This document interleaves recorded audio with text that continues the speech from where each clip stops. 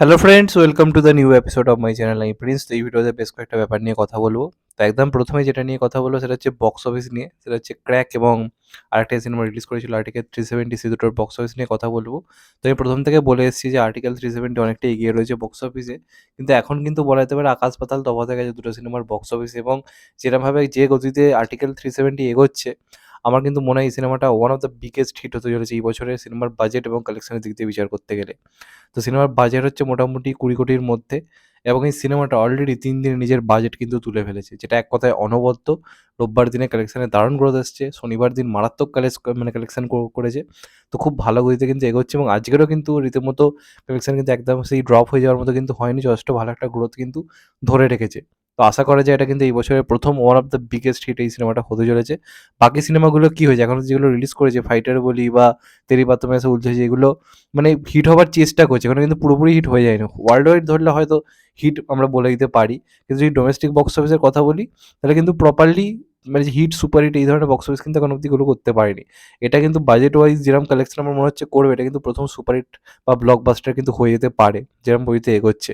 আর ওপর থেকে যদি ক্র্যাকের কথা বলি, ক্র্যাকে মানে বলেইছিলাম, আমি প্রথম দিনই বলে দিয়েছিলাম যেটা চরম ডিজাস্টার হবে।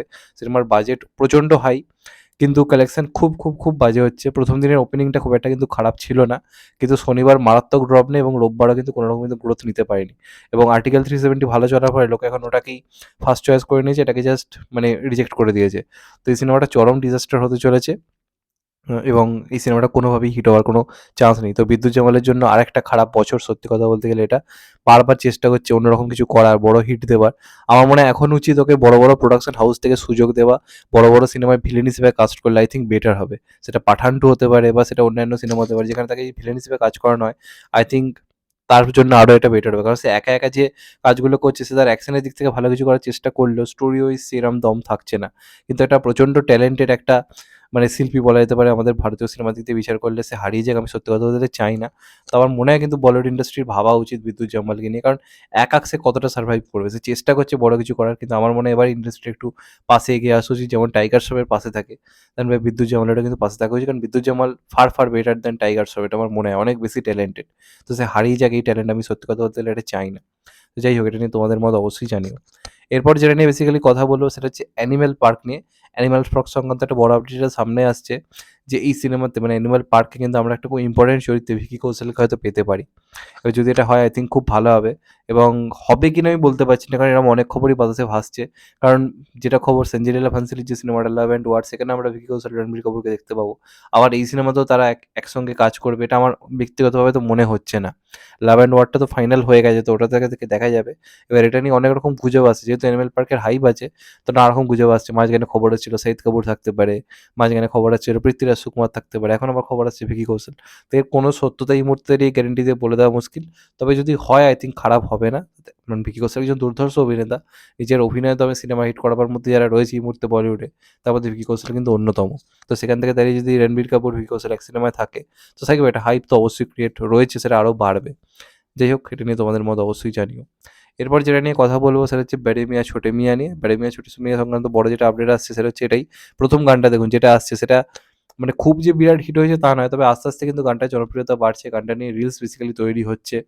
আস্তে আস্তে কিন্তু গানটা হিট হচ্ছে, খুব হিট হচ্ছে আমি বলবো না, তবে সিনেমাটার হাইপটা বজায় রাখতে পেরেছে। যে হাইপটা টিজার তৈরি করতে পেরেছিল, সেই হাইপটা না হলেও কিছুটা হলেও সিনেমাটা নিয়ে আলোচনাটা ধরে রাখতে গিয়ে এই গানটা কিন্তু সাহায্য করেছে।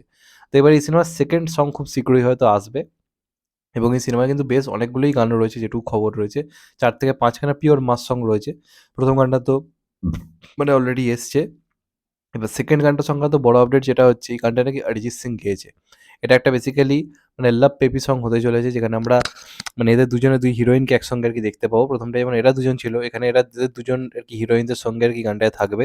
এবং এটা অরিজিৎ সিং এর একটা পিওর মাস সং হতে চলেছে, এখন অব্দি সেরকমই খবর রয়েছে।